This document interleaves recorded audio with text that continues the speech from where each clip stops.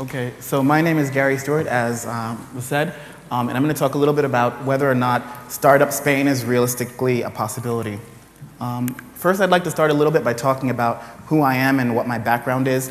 As you can see from my abbreviated CV, I'm actually American.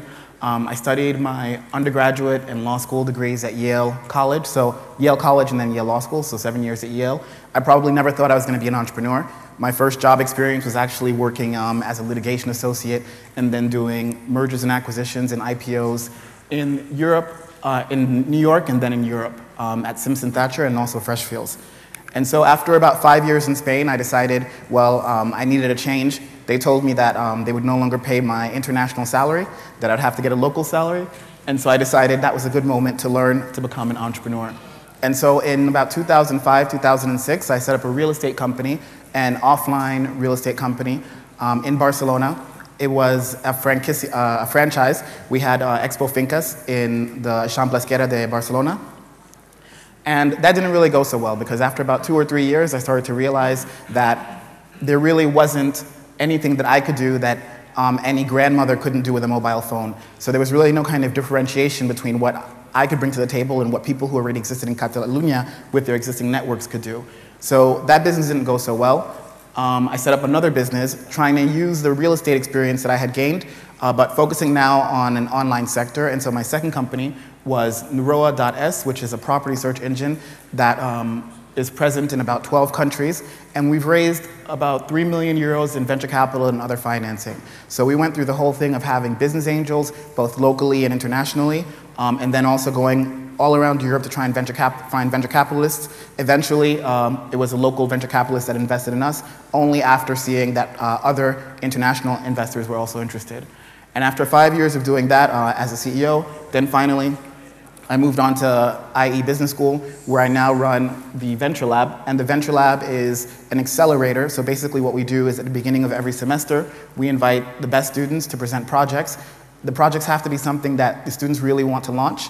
And if they really want to launch it, and we really believe the project has the possibility to be disruptive, then we assign a mentor, and eventually we have a venture day where the top 5 students are able to present their projects to investors. So this is a little bit about who I am. And so probably for that reason, since I spent the last 5 or 6 years in entrepreneurship, I was really excited when I saw this picture on the 17th of February, 2011. It was a picture of President Obama in Silicon Valley. He's the, I don't know if this works, but he's the guy right here, next to Mark Zuckerberg, Steve Jobs, the Eric Schmidt from Google, people from Hewlett-Packard, Yahoo, etc. I thought it was really cool that Obama felt the need to go and actually support entrepreneurship. And he himself, in his first State of the Union address, had said that the entrepreneur is really the key of the American system, economic system, because businesses don't really start until someone has the guts to take a risk and actually start a business. So as he said, you know, if the US right now is having an economic crisis, we have to start where the majority of new jobs start. That is, in the startups that begin when an entrepreneur takes a leap of faith to realize his dream, or when an employee decides that she wants to be her own boss. All of this is based on information that's really publicly available in the United States. So for example, you see that job growth in the US is driven almost entirely by startups. And this is in a study that's been done by the Kaufman Institute. They found that on average, startups tend to create about 3 million new jobs a year, while older companies lose about 1 million jobs a year. So again, taking into account what Obama's main mission is right now, which is to actually create jobs, then he has no other focus right now than on trying to foment entrepreneurship within the United States. If you look at other data, you'll also see that even if you take out the companies that are more than 5 years old, so let's say the Facebooks and the Googles, and you only focus on very young companies, the very young companies still create about 2/3 of all jobs in the United States. So when Obama, who's trying to get reelected, looks at his poll numbers, this is an article from last week's New York Times where they point out that no president in the United States has ever been reelected with unemployment rate that's been above 7.2%. This is still like only about 1/3 of what it would be in Spain, but since America right now has about a 9% unemployment rate, Obama really has about 1 year to try and figure out how to get that rate back down to at least below 7% if he really is going to have a realistic possibility of re-election. And so what he did basically was create this, which is called Startup America. And it's basically designed to help startups to create jobs and to give them all of the resources that they may need to really create projects that then have some sort of real-world viability. It was launched on the 31st of January in 2011, so it's less than about 5 months old, and it's really focused on high-growth entrepreneurship. So it's not focused so much on, a barber shop or a restaurant. It's really focused on trying to put America's best minds, best and brightest minds, to focus on the biggest problems facing our economy. So that might be healthcare, energy, efficiency, et cetera, et cetera. And you guys might think, well, this is something that's only happening in the United States, but David Cameron has pretty much said the same thing. So soon after Obama launched Startup America, David Cameron launched Startup Britain with pretty much the same argument. Today, almost 60% of all private sector jobs are created by small and medium enterprises, so we need to help the startups because basically in the UK right now, there's no other way to try and create jobs. It has to come through entrepreneurship. And you guys might think, well, this is only really the Anglo-Saxons, those crazies who are trying to focus on entrepreneurship. They have it in their culture. You can see here, even in the case of Chile, which is not exactly like the US or the UK, they've created Startup Chile. And basically what they've done is they've offered to any entrepreneur, well, not any, to 1,000 entrepreneurs that they choose, $40,000 in subsidy, no equity, for 6 months to come to Chile. They'll facilitate the visa for 1 year, and basically all they ask is that you create a company in the country and that you try to help local entrepreneurs as well kind of develop their skills and their talents. So my question was, well, what about Spain? If everyone else in the world understands quite clearly that entrepreneurs are so important and they've developed programs called Startup America, Startup Britain, Startup Chile, what's Spain doing? Well, a little while back, we saw Rajoy invited me to an event basically where he was trying to kind of have an encounter with entrepreneurs. And basically the only thing that he said at the end of it is that Spain needs at least 1 million more entrepreneurs to be able to get out of the crisis. So there is some indication that Rajoy understands that startups are going to have to become a priority. I'm still not sure that he fully gets 100% what kinds of startups are necessary, but at least this is a dramatic step forward in terms of having the government focus on entrepreneurship as a priority in the same way that governments all around the world are doing it. Similarly, this is a picture that we took at the penultimate Venture Day with the Minister of Science and Innovation, Cristina Garmendia, and at that event she launched the idea that they were going to create a $300 million fund, or 300 million euro fund, to support startups in Spain. And the idea was that they would then ask for about 700 million euros in private capital to support this project as well. Unfortunately, I haven't heard anything more about that since the announcement. It still apparently is just an idea. It hasn't actually been implemented. And when you actually look at the numbers in terms of how much money is actually invested in startups around the world, I found the numbers from the third quarter in 2010. You would see that in the United States, it's about $2.9 billion invested every 3 or 4 months, and this is way down from other quarters like Q1 2010 or Q2 2010 when it was more than almost 5 billion. And then you can look at Europe, and you'll see that the amount that's invested in Europe is less than 1/3 of the money that's invested in the United States in startups. And then even if you were then to break it down further and say, well, within Europe, where's the money actually going? You see that the money goes to the UK. It gets about about 1/3 of the money invested in Europe in startups goes to the UK. So London is a great place to be if you want to set up a startup. Or if you don't like London, you can try to go to Paris, because France is the place that gets the next bit of money. So about half of the money that's invested in Europe goes to France and Germany. And I was looking for Spain, and Spain isn't even kind of like broken down as a relevant category.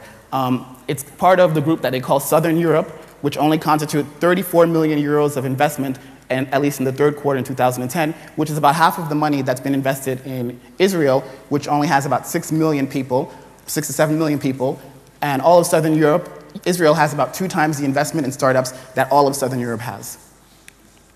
If you look at the number of deals, you see that it's pretty much the same story. In the third quarter 2010, in the United States, you had about 304 investments. In Europe, you had 161, so about half again. And again, the vast majority of those investments were in the UK and France, with Southern Europe only constituting 7 of the deals. So if everyone knows the problem, why isn't anyone doing anything about it? This is actually a blog that Jesus Centinad wrote about 2 days ago. So this is Tuesday, this week we're on Thursday, so 2 days ago, saying 10 steps to help Spain have more startups. And he basically goes through and says, like everyone knows that the startup situation is really crappy in Spain. So why isn't anyone doing anything about it? I'm going to actually write a blog post where I go through and say, what are the 10 things that I would do? Actually, the way he did it was he posted in Twitter that anyone who had any kind of an idea about how Spain could improve the entrepreneurial ecosystem should send him a message. And then he would actually then do a blog where he focuses on the 10 best ideas that he received. And we're going to look at those later. But you can also see Javier Santiso, who is a professor at ESADE, and he's now the person running Telefónica's fund called Amerigo to invest in startups, pretty much goes through all of the problems that Spain has in terms of the percentage of the PIB that they invest in startups, et cetera, how much money is actually invested, blah, blah, blah. So the point is, there really shouldn't be any reason for anyone to say, we don't know what the problem is, we don't know what we could do about it, because you have different people with a lot of experience in very relevant positions. Jesus Encinar, one of Spain's best known entrepreneurs, the founder of Idealista. Javier Santiso, who worked at the OECD, now he's working at ESADE, now he's running Telefónica's fund. People telling you, look, do something. Even I, last year, wrote an article in Forbes where I talked about basically the fact that I think being an entrepreneur in Europe is a really kind of difficult proposition that I'm not necessarily sure that I would repeat again, and particularly not in Spain, given the way the circumstances actually are. So what are the particular issues that Jesus focused on, that Javier focuses on, that I focused on? Well, the first thing, and probably for me the most important, is that in Spain there's no such thing as limited liability. So I remember when I took basic math, basic algebra in elementary school, there was something called a syllogism. If A equals B and B equals C, then A equals C. So for me, the syllogism in Spain is entrepreneurship is about trial and error. So entrepreneurship equals trial and error. But in Spain, error equals lifelong debt. So entrepreneurship in Spain means lifelong debt. That's the simple reality as to why I probably will not become an entrepreneur again. Because the banks can get their bailouts, but the entrepreneurs don't even get unemployment benefits. The only thing they get is debts to have to repay all the social security obligations from the company with no sense of kind of limitation of liability for taking a chance on something that everyone knew from the very beginning was a high-risk proposition. Then if you look at kind of other issues as to why Spain doesn't really have a kind of interesting entrepreneurial ecosystem, you can look at just the unfavorable tax treatment. So there are a lot of incentives, or there were a lot of incentives for people to go out there and buy houses a few years back. You got like lots of deductions and stuff like that. But if we've just said that being an entrepreneur is something that's actually critical to the economy, why are there no incentives to actually become an entrepreneur? Why are there no incentives to start up a company? In fact, you have a lot of disincentives, a lot of reasons, tax reasons why being an entrepreneur would make no sense. So for example, if you are working for a company and you're offered stock options in Spain, you shouldn't take them. Because if you were an investor in that company, you would only pay 21% on any capital gain. But if you're an employee in that company, you would pay 47% on any increase in the value of the stock because it counts as compensation. Secondly, if you look at the EVA situation, the tax situation, value-added tax in English, from the very beginning, even if you have no resources, no income, you have to pay 18% of the money that you don't have of your life savings to advance money to the government so that they can pay for their social welfare programs, which are really, really great, but maybe entrepreneurship should also be exempt from that particular obligation. We just heard about business angels. If you're a business angel, you don't get to deduct the losses from your profits. So in a lot of other contexts, a professional investor is given the opportunity to deduct losses from the profits that they made. Professional business angels are not given that opportunity in Spain. It's not given any kind of preferential treatment in that sense. And also, and this is one of the things that Jesus also brings up, why should companies have to pay a 1% tax for share capital increase? It cost me like a year, as we just heard. The investors really didn't want to talk to me. I had to go through all these processes to get them to give me the money. Once I get it, why do I have to give the government 1% of that so that they can do whatever they're building, a new construction site or whatever the case may be? So my point is, all of this unfavorable tax treatment, at the same time the government is giving people huge tax deductions to buy houses, if entrepreneurship is so important, why don't they give some sort of at least equity, equal tax treatment so that people can invest in companies and actually build companies if it's so important to the economy? If we had a strategy like this, maybe there would not be 22.5 21.5% unemployment in Spain. Maybe be something more close to the US where no president can actually get reelected if there's 9% unemployment because people are actually creating jobs and they actually have incentives to create companies and they're not castigated for the rest of their lives if the first company doesn't go well. Take into account, for example, that Skype was actually Nicholas Zenstrom's third attempt at trying to create a peer-to-peer technology. First he tried Kazaa, he went bankrupt with that because at the end of the day, all of the record companies came after him. He created a second company, then he created Skype, sold it. Even that didn't turn out well because eBay wasn't happy, so then he had to take it back over and then resell it again. So the recent transaction that he got, where he got $8.5 billion, that was after 4 times trying to do this project. If the government had castigated him for the rest of his life after the first attempt, we wouldn't have Skype and he wouldn't have 8.5 billion euros that he could then reinvest into the entrepreneurial ecosystem. And this is the reason why Spain, for me, doesn't have entrepreneurs because there's no coherent strategy to trying to give people incentives to take something that otherwise would be a very huge risk. We can also look at the unfavorable immigration laws. In the United States, for example, you can look at Intel, Google, Yahoo, eBay. All of them were founded by immigrants. In Spain, I remember that when I first had to come here to work as a lawyer, I had to wait 1 year for my work visa. Most people aren't interested in waiting 1 year for a work visa. When I spoke to my immigration lawyer about why it was taking so long, she said it was because I wasn't in one of the specified categories, preferential categories, which could have been something like people, carpenters, or grape pickers in the south of Spain. My point of view is that if you look at what's happening in the US or even in Chile, governments are expediting the visa processes for entrepreneurs that actually have some sort of financing, some sort of investment behind them. Why? Because these people can come to your country and then create jobs. So Spain needs to kind of figure out some sort of coherent immigration policy that gives incentives to immigrants who disproportionately create startups so that they actually create jobs in the country. And finally, the unfavorable labor laws. When I was an autónomo, I would always wonder, if I don't have any money yet, if I've just invested all of my life savings in something, why am I paying 250 euros a month and it's not really giving me anything? What am I getting back in return? If I get fired tomorrow, do I get any sort of real unemployment benefits? No. My employees do. My employees get not just that, but they get their finiquitos, they get everything else.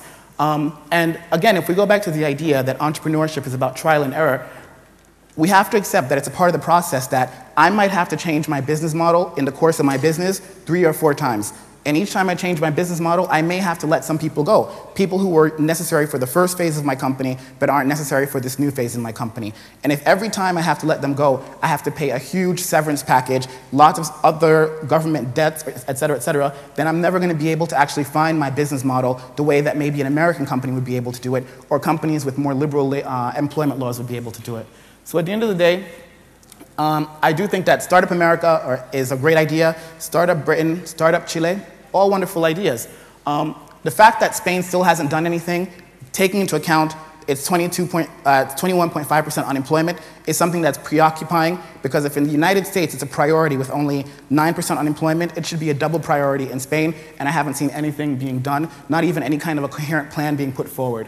At the end of the day, it seems that the government's more focused on making sure that the private sector, and particularly the 35 biggest CEOs, the ones in the IBEX 35, those are the people that Zapatero has been meeting with. And I'm not trying to be too political, but that's actually what I think. Why aren't you also meeting with the entrepreneurs to actually figure out what kind of plan you can do? If Obama could have that same meeting in Silicon Valley, why shouldn't Zapatero be having that same meeting with entrepreneurs in Spain? And I do see that there are some initiatives that are trying to actually overcome this barrier. So the Venture Lab, as I said, I also think that the big companies like we have here Telefonica that just launched something called WIDA, IBM has their Smart Camp. Maybe they'll be able to actually convince the government to do something because they themselves have actually decided that entrepreneurship is essential, not just as a kind of social project, but as a way for them to maintain businesses that are viable. So Telefonica, for example, has come to the conclusion that being just a service operator in an increasingly competitive environment probably is not a good long-term strategy. So maybe they need to also try and focus on ideas, on identifying the new ideas that are going to become the next 20 of tomorrow. Similarly, IBM is looking for new lines of businesses. So I think that hopefully these guys will be able to convince the government that some sort of strategy is necessary, because if they don't do anything, then things are not going to get any better anytime soon. That's it. Thank you.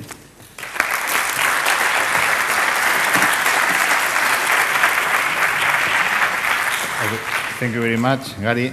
Me vas a permitir que te haga las preguntas en castellano porque hay alguna bastante densa. a duras penas la voy a hacer en castellano. De su exposición deduzco que los modelos o polos geográficos de desarrollo que han resultado exitosos en Silicon Valley o Israel deben estar orientados hacia un único producto o área de negocio concreta. Aquí en el País Vasco estamos muy centrados en el área industrial. ¿Ves viable que en Euskadi se focalice en un sector industrial maduro? ¿Qué problemas plantea este modelo?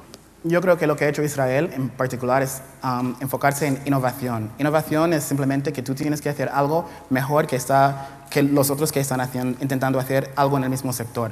Entonces, yo diría que normalmente en el caso de Israel y otros países como los Estados Unidos es crear una nueva industria. Por ejemplo, Internet o mobile phones o lo que sea. Esas son las tecnologías que van completamente cambiando el mundo. Hace 10 años nadie hubiera hablado de un smartphone, por ejemplo. Ahora todo el mundo tiene un iPad o un iPod o lo que sea. Entonces, eso yo creo que es realmente donde la idea tiene que ser en high growth innovation, no simplemente innovación de cualquier tipo. Es realmente crear nuevas industrias basado en tecnología, aplicando tecnología. La innovación, cuando te refieres a innovación, te refieres, no, digo porque mucha gente entendemos o entiende la innovación como algo totalmente radical, ¿no? Quizás la innovación viene a veces de aplicar matices a cosas que ya se utilizan en el día a día, pienso. A veces, no sé, ejemplos de cosas que ya se utilizan, aplicarles pequeños matices, ¿no? Sí, puede ser, pero yo creo mucho más en crear algo completamente nuevo. Completamente nuevo, o sea. Porque yo creo que en los Estados Unidos, si tú miras la base de nuestra economía es Internet. No era como una matiz de, no sé, un restaurante o lo que sea. Es crear una nueva industria. Mobile applications también lo mismo. Es una nueva industria. Y si el gobierno fomenta la creación de nuevas tecnologías, entonces la aplicación de estas nuevas tecnologías pueden crear mucha riqueza y también mucho trabajo. Al final es por eso. Si haces como un retoque pequeño, pues tampoco vas a crear muchos más trabajos, porque no es tan importante. Pero tienes que contar, como bien dices, con los apoyos públicos, institucionales, o sea, una apuesta por parte de toda la sociedad en conjunto. Sí. Vale, nos preguntan también, bueno, ¿cómo es un proyecto típico de inversión en Estados Unidos? Sobre todo, ¿qué inversiones medias, qué plazos de inversión, qué porcentajes? Dice aquí, con ello solo quiero saber lo que nos estamos perdiendo. Sí, pues te voy a dar un ejemplo. Cuando nosotros buscamos financiación, nosotros creamos una empresa que estaba, un proyecto que estaba basado en un proyecto que ya existía en los Estados Unidos. Entonces, ellos en la primera ronda yo creo que habían conseguido 5 millones de financiación. Nosotros, 5 millones aquí, eso es una parte del problema también. No hay suficiente dinero para invertir fuerte al principio, e incluso si hay fondos que pueden invertir hasta 1 millón o 2 millones, no tienen suficiente dinero normalmente para hacer una segunda ronda, cuando la empresa realmente necesita dinero para crecer y exportar el modelo a otros mercados. Entonces yo diría eso. La diferencia es que a lo mejor una ronda en los Estados Unidos puede ser entre 250,000 y 1 millón como primera ronda.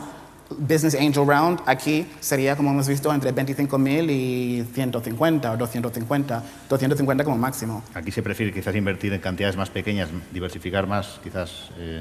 Es que hay menos dinero, es que yo voy a ser súper sincero, es que hemos visto en la tabla ya, es que las inversiones en España, en el sur de Europa, son de 7 millones, mientras que en los Estados Unidos serían de 3,000 millones. Es que hay mucho más dinero en el mercado para invertir en proyectos y para invertir más cantidad en cada proyecto. Otra cosa que yo te diría es que cuando nosotros buscamos financiación, incluso en Europa, en Alemania, no, en Francia, ellos nos dijeron, pues nosotros podemos apostar o invertir 2 millones, pero vamos a dejar un colchón de hasta 8 millones, porque entendemos que tú vas a tener que probar muchas cosas, vas a cometer muchos errores, entonces hay un colchón de 6 millones para cada proyecto. Incluso si solo invierten al principio 2. Entonces yo creo que en España tampoco existe este colchón, de que un inversor ya acepta de que tú vas a fracasar muchas veces con el modelo, tienes que investigar, probar nuevas cosas, etcétera, etcétera, y que no hay nada mal con eso. Es una parte integral del proceso de trial and error. Y lo mismo que nos has hablado de lo que hay que exportar, nos preguntan aquí vía Twitter qué riesgos, sin embargo, no se deben exportar, tanto de Israel como de Estados Unidos, qué cosas no hay que exportar.